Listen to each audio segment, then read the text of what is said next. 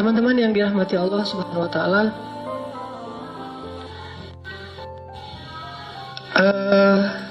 pernah bete kan? Pernah, sesekali, sering, gimana yang mana nih? Wah, ketahuan statusnya. Pernah, sesekali, sering misalnya. Pasti sering bete. Masa udah tinggal di Jepang masih bete? Kan udah tertib banget, dah segala macam teratur luar biasa ya. Dan orang Jepang juga moralnya menurut saya tuh luar biasa, keren. Sampai kayaknya kita juga perlu belajar dari mereka tentang moral, sopan santun, etika. Bete, pernah baper? Wah, tragis juga ya nasib kita di sini. Kenapa baper? Karena LDRan ya. Ditinggal nikah, waduh.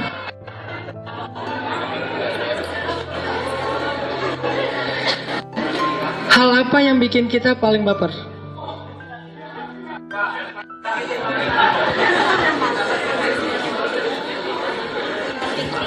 Saya paham banget. Pernah sih kayak gitu. Yang mana nih? Ya, baper, bete, kecewa, hampir putus asa. Karena nggak boleh putus asa. La tayasu, la taqnatu. Janganlah kalian berputus asa dari rahmat Allah. Sedih, takut, itu adalah sifat-sifat manusia. Cuman kadang alasannya masih wajar, ada juga yang alasannya nggak wajar. Yang membedakan orang baik atau orang yang kuat dengan yang tidak cuma alasannya. Tapi kalau rasa itu semuanya juga pernah ngalamin.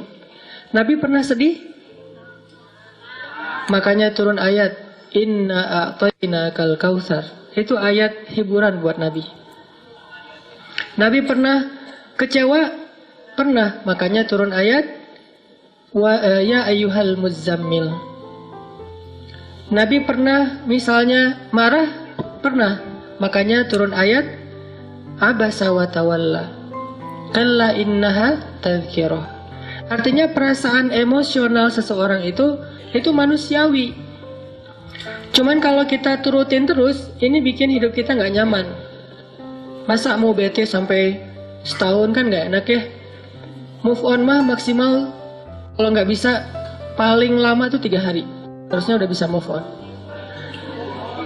Hari ini diputusin, 3 hari kemudian normal lagi. Ya udah deh, 3 minggu lah paling lama ya. Ada yang 3 tahun, 30 tahun. Ini luar biasa nih, bukan setia itu mah. Itu berarti dia ada sesuatu yang harus diobati. Kadang-kadang kita sakit hati sama teman kita, dia salah ngomong, salah sikap, segala macam, namanya manusia. Kita tuh berteman dengan manusia ya, bukan dengan malaikat. Apalagi nanti kalau udah nikah, kita tuh menikahi manusia, bukan menikahi malaikat. Yang namanya menikahi manusia, tetap ada salahnya, gak mungkin dia sempurna. Jangankan kita, Nabi Muhammad aja sama istrinya, keluarga yang paling ideal, tetap aja ada adegan-adegan kayak beda pendapat. Kemudian kayak istri Nabi lagi bete, lagi cemburu. Itu manusiawi banget. Cuman recovery-nya yang harus kita pelajari. Gimana biar cepat recovery, jangan lama-lama. Lagi marah, cepat normal lagi. Sakit hati, gampang memaafkan. Bete, plong lagi misalnya. Baper misalnya, jadi tegar lagi. Gimana cara kita nge-recovery perasaan kita ketika lagi drop, lagi down. Nabi pernah misalnya di rumah tangga beliau, istri beliau bete. Ini hebatnya Nabi dibandingkan kita ya. Istrinya lagi bete bisa dibuat ketawa. Dan kita mah orang lagi ketawa dibuat bete. Sebaliknya. Jalan sama teman-teman, tiba-tiba kita ngerusak suasana jadi pada bete kan. Itu tuh saya banget lah mungkin. Tapi kalau Nabi, orang lagi pada baper, lagi pada sedih, dibikin ketawa sama beliau. Ini akhlak yang luar biasa. Istrinya lagi ngambek. Ya udah, saya mau pulang aja ke rumah ayah saya, Abu Bakar. Kata Nabi, saya anterin ya. Coba, bisa nggak gitu? Nggak akan bisa. belum punya juga.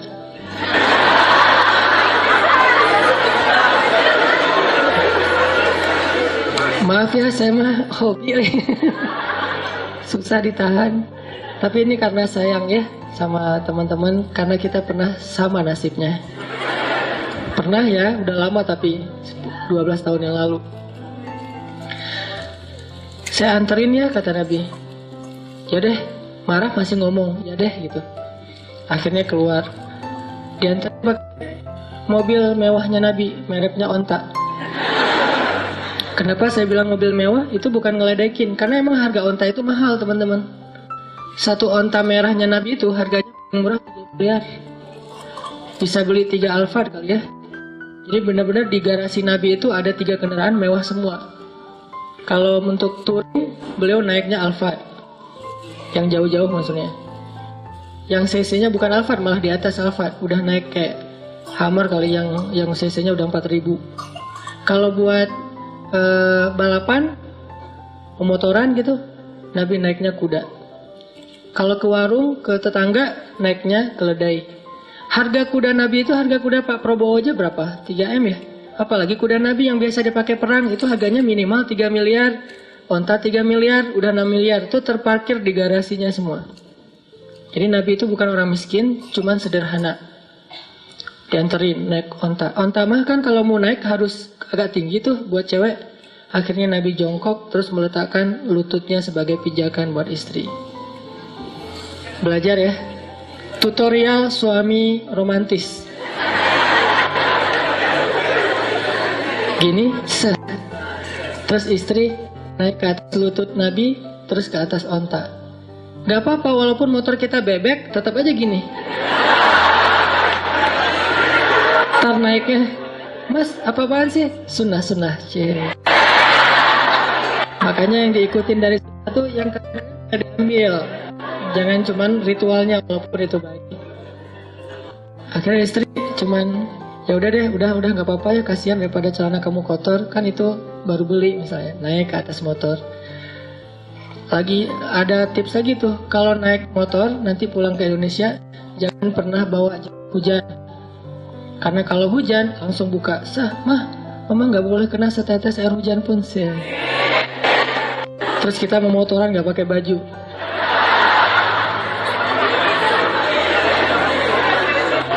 Sampai di rumah cari antangin, dikerok gitu ya.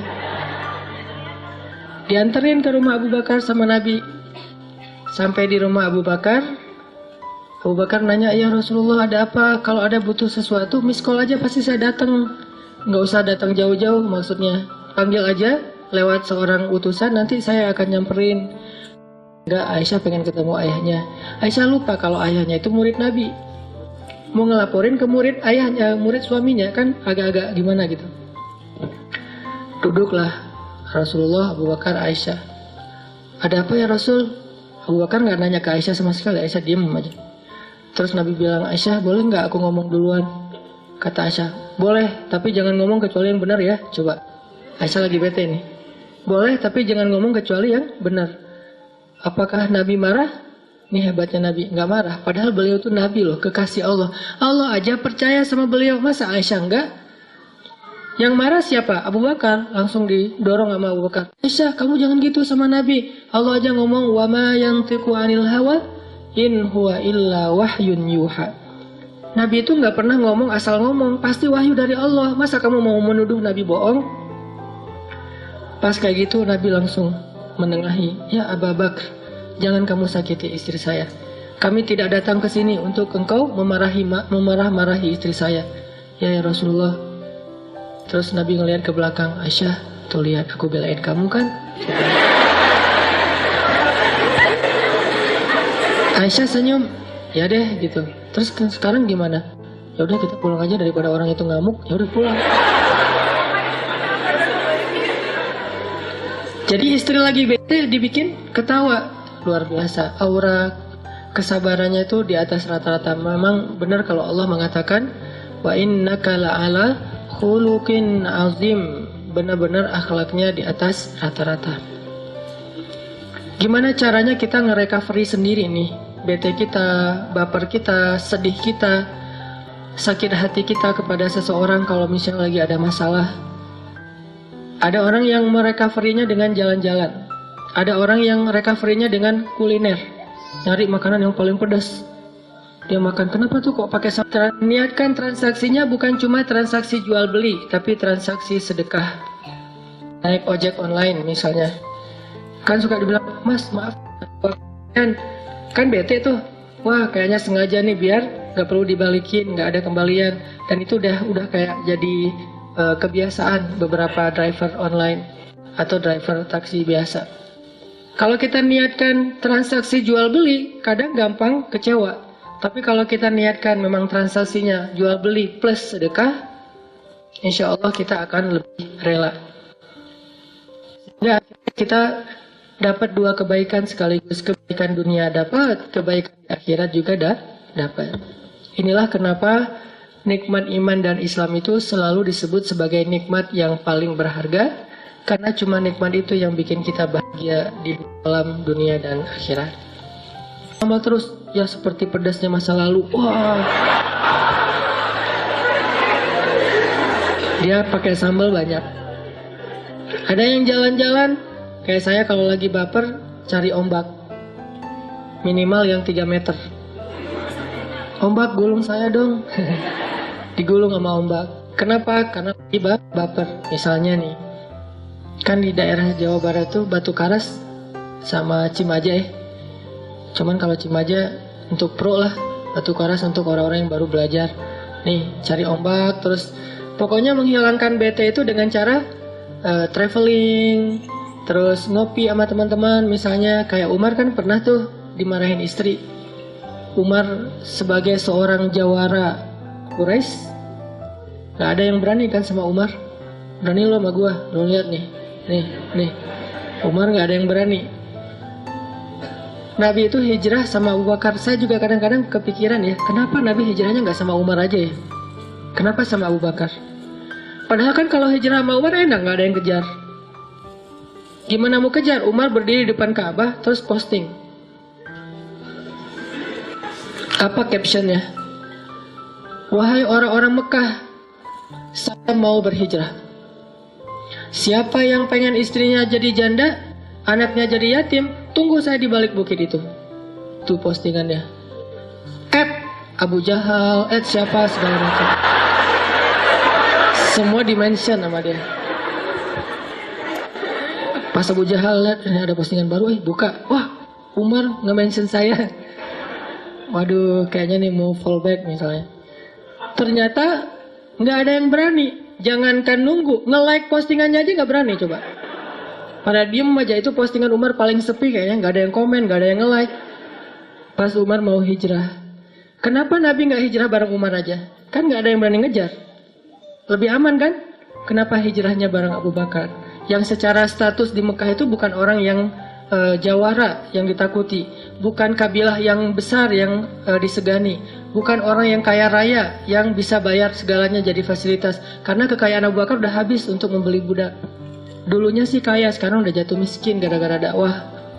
Kenapa milih Abu Bakar? Kenapa nggak Umar aja? Kalau kita pakai logika, kalau Nabi hijrahnya bareng Umar, pasti nggak ada adegan di Gua Sur yang dikejar sampai sembunyi, terus adegan la tahzan innallaha ma'ana, itu nggak ada, karena nggak ada yang ngejar.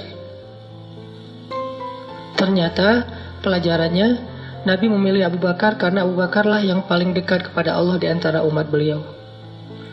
Kalau mengandalkan makhluk, pasti akan lemah. Gimana pun makhluk itu selama ini mungkin dianggap sebagai orang yang berkuasa, berpengaruh, kuat, ditakuti segala macam, tetap dia berstatus makhluk. Banyak hal yang dia nggak bisa nanganin sendiri. Toh pada akhirnya Umar meninggalnya juga syahid, dibunuh oleh orang munafik. Tapi kalau mengandalkan Allah, segalanya ada di dalam genggaman Allah. Tabarakalladzi biyadihil mulk wa huwa ala kulli syai'in qadir. Makanya Nabi memilih teman berhijrah yang paling dekat sama Allah. Nanti kalau ada apa-apa, mereka berdua minta ke Allah, ya Allah, gampang tuh. Cuman ngambil jalan ini agak sedikit berliku. Kelihatannya kayak serem gitu. Tapi kan kesimpulannya selamat kan sampai ke Madinah. Cuman perjalanannya itu banyak adegan harus menjauh dulu, bukan malah mendekat ke kota Madinah, ngambil jalur yang lebih jauh, 1. Adegan dikejar sampai ke Gua Sur, 2. Adegan melibatkan semua keluarga Abu Bakar, 3. Adegan dikejar oleh Suraqah bin Malik, hampir ketemu, 4. Memang banyak adegan-adegan, tapi adegan-adegan itulah yang makin menambah iman kita kepada Allah. Gitulah hidup. Ketika kita memilih jalan Allah, mungkin akan banyak pengalaman-pengalaman unik yang kita alamin sepanjang jalan. Kalau kita ngambil jalan yang lain, kayaknya lempeng, cuman nggak sampai. Lurus tuh, nggak tahu kemana tapi. Kalau jalan Allah kadang berliku.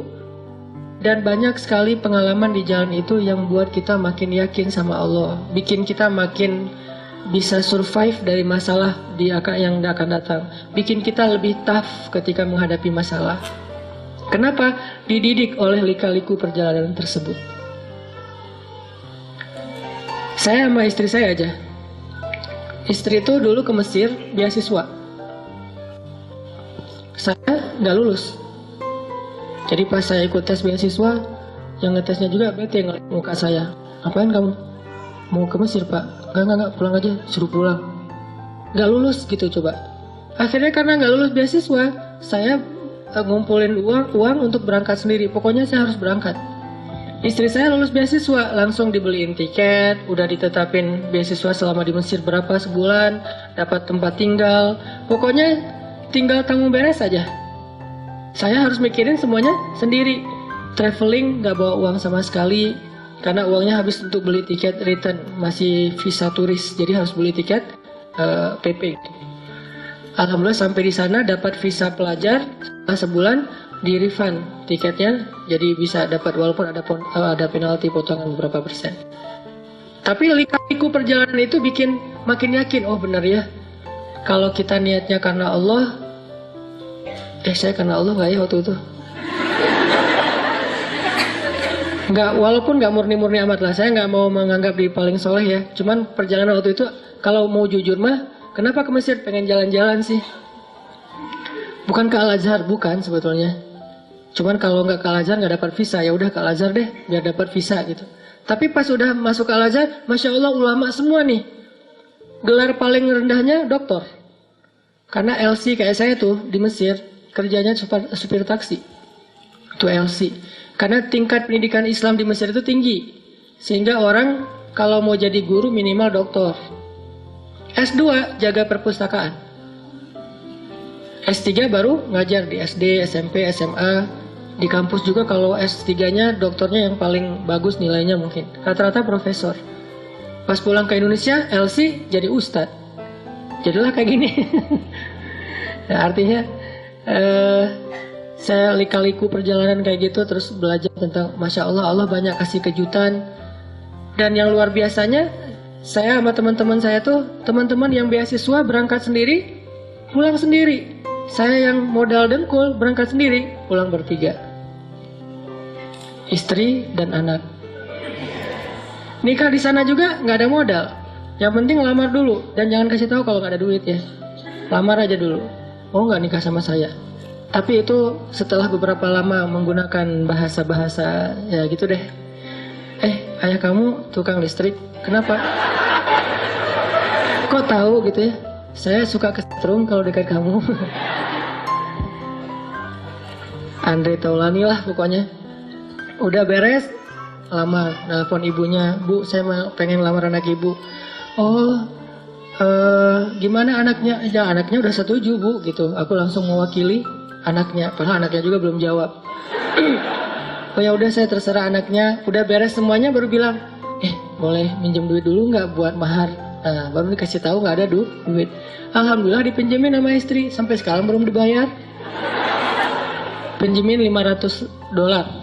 Saya pakailah $500 itu buat kerja di Arab Saudi sebagai guide pas musim haji.